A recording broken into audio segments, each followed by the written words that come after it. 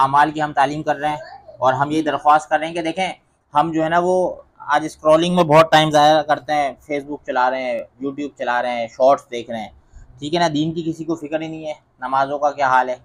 تو یہ ہم نے تھوڑی سی کوشش کی کہ فضائل اعمال کی کتاب ہم پڑھ رہے ہیں، ٹھیک ہے نا، تو مشکل سے 5-8 منٹ کی 10 منٹ کی ایک ویڈیو ہے، آپ بھی دیکھیں، آفس آتے جاتے آپ دیکھ سکتے ہیں، ویسے فارغ وقت میں دیکھیں، اپنے بچوں کو اس کا عادی بنائیں انشاءاللہ۔ کہتے ہیں اعمال کے فضائل سنیں گے، عمل کرنے کا شوق اور جذبہ پیدا ہوگا، اللہ کے وعدوں اور وعیدوں پر یقین آئے گا، اعمال سے پلنے کا یقین آئے گا۔ تو ہم اپنی تعلیم کا آغاز کرتے ہیں۔ بسم اللہ الرحمن الرحیم۔ اور اگر آپ کو ہماری ویڈیو پسند آئے تو اس کو لائک کریں، اگر آپ ہماری تعلیم کی ویڈیوز دیکھنا چاہتے ہیں تو جو ہے وہ ہمارے چینل کو سبسکرائب کریں، @IMMBEST 9864 آپ لکھیں گے، یوٹیوب کے سرچ میں ہمارا چینل آ جائے گا جونی یوٹیوب کے نام سے، اس میں فضائل صدقات کی بھی تعلیم ہو رہی ہے، اس میں بھی آپ ہمارے ساتھ شامل ہو سکتے ہیں، کتاب پوری ختم کر سکتے ہیں۔ بسم اللہ الرحمن الرحیم، نحمدہ و نصلی علی رسولہ الکریم۔ حکایت صحابہ میں سے ہے صلح حدیبیہ اور ابو جندال رضی اللہ تعالیٰ عنہ اور ابو بصیر رضی اللہ تعالیٰ عنہ کا قصہ۔ سن 6 ہجری میں حضور اقدس صلی اللہ علیہ وآلہ وسلم عمرے کے ارادے سے مکہ تشریف لے جا رہے تھے۔ کفار مکہ کو اس کی خبر ہوئی اور وہ اس خبر کو اپنی ذلت سمجھے، اس لیے مزاحمت کی اور حدیبیہ میں آپ صلی اللہ علیہ وآلہ وسلم کو رکنا پڑا۔ جان نثار صحابہ رضی اللہ تعالیٰ عنہ مجمعین ساتھ تھے جو حضور صلی اللہ علیہ وآلہ وسلم پر جان قربان کرنا فخر سمجھتے تھے۔ اللہ پاک ہمیں بھی نبی پاک صلی اللہ علیہ وآلہ وسلم کی ہر ادا ہر سنت پہ جان نچھاور کرنے والا بنائے۔ لڑنے کو تیار ہو گئے، صحابہ لڑنے کو تیار ہو گئے، مگر حضور صلی اللہ علیہ وسلم نے مکہ والوں کی خاطر سے لڑنے کا ارادہ نہیں فرمایا اور صلح کی کوشش کی، اور باوجود صحابہ رضی اللہ تعالی عنہ مجمعین کی لڑائی پر مستعدی اور بہادری کے حضور اکرم صلی اللہ علیہ وآلہ وسلم نے کفار کی اس قدر رعایت فرمائی کہ ان کی ہر شرط کو قبول فرما لیا۔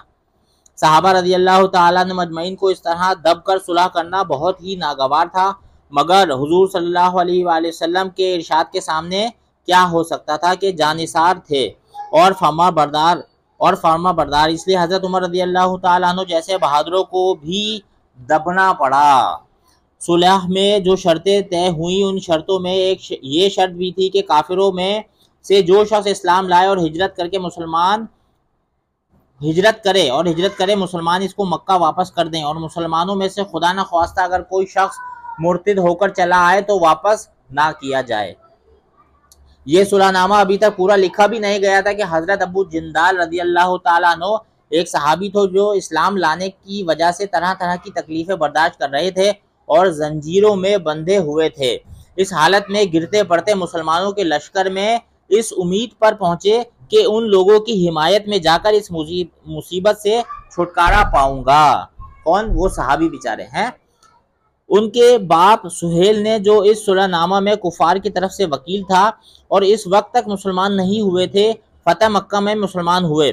انہوں نے صاحبزادے کے تمانچے مارے اور واپس لے جانے پر اصرار کیا۔ حضور صلی اللہ علیہ وآلہ وسلم نے ارشاد فرمایا کہ ابھی صلح نامہ مرتب بھی نہیں ہوا، اس لیے ابھی پابندی کس بات کی، مگر انہوں نے اصرار کیا۔ پھر حضور صلی اللہ علیہ وآلہ وسلم نے فرمایا کہ ایک آدمی مجھے مانگا ہی دے دو، مگر وہ لوگ ضد پر تھے، نہ مانا۔ ابو جندل رضی اللہ تعالیٰ عنہ نے مسلمانوں کو پکار کر فریاد بھی کی کہ میں مسلمان ہو کر آیا اور کتنی مصیبتیں اٹھا چکا، اب واپس کیا جا رہا ہوں، اس وقت مسلمانوں کے دلوں پر جو گزر رہی ہوگی اللہ ہی کو معلوم ہے کہ مگر حضور صلی اللہ علیہ وسلم کے ارشاد سے واپس ہوئے۔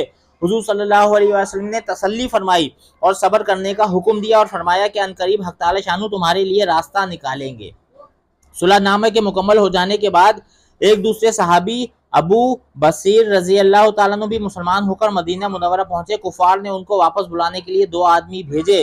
حضور اقدس صلی اللہ علیہ وآلہ وسلم نے حسب وعدہ واپس فرما دیا۔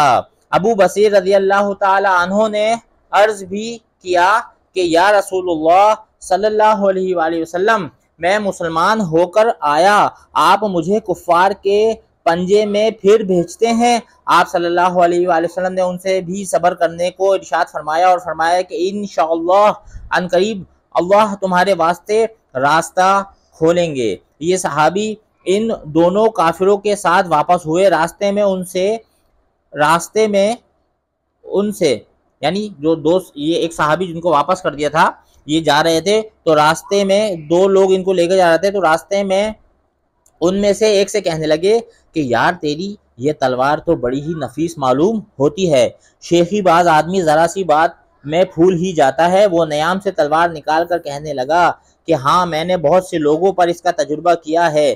یہ کہہ کر تلوار ان کے حوالے کر دی، انہوں نے اسی پر اس کا تجربہ کیا، صحابی نے اس پر تجربہ کیا۔ دوسرا ساتھی یہ دیکھ کر کہ ایک تو نمٹا دیا میرا نمبر ہے، بھاگا ہوا مدینہ آیا اور حضور اکرم صلی اللہ علیہ وآلہ وسلم کی خدمت میں حاضر ہو کر عرض کیا کہ میرا ساتھی مر چکا ہے، اب میرا نمبر ہے۔ اس کے بعد ابو بصیر رضی اللہ تعالیٰ عنہ پہنچے اور عرض کیا کہ یا رسول اللہ آپ اپنا وعدہ پورا فرما چکے کہ مجھے واپس کر دیا اور مجھ سے کوئی عہد ان لوگوں کا نہیں ہے، جس کی ذمہ داری ہو وہ مجھے میرے دین سے ہٹاتے ہیں، اس لیے میں نے یہ کیا۔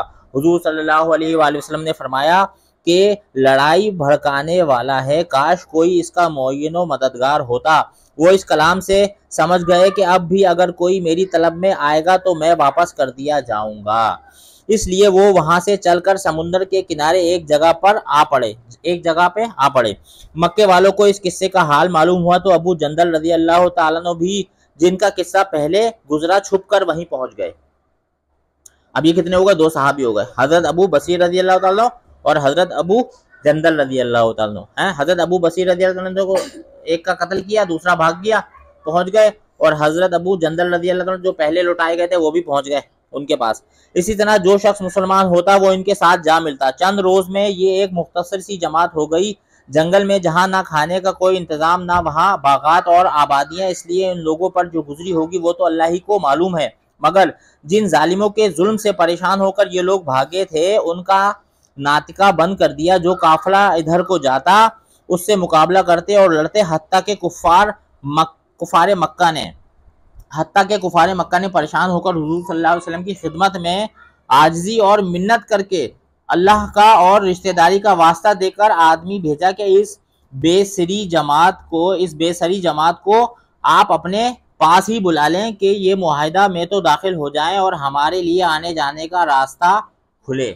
لکھا ہے کہ حضور صلی اللہ علیہ وسلم کا اجازت نامہ جب ان حضرات کے پاس پہنچا تو ابو بصیر رضی اللہ تعالیٰ عنہ مرض الموت میں گرفتار تھے۔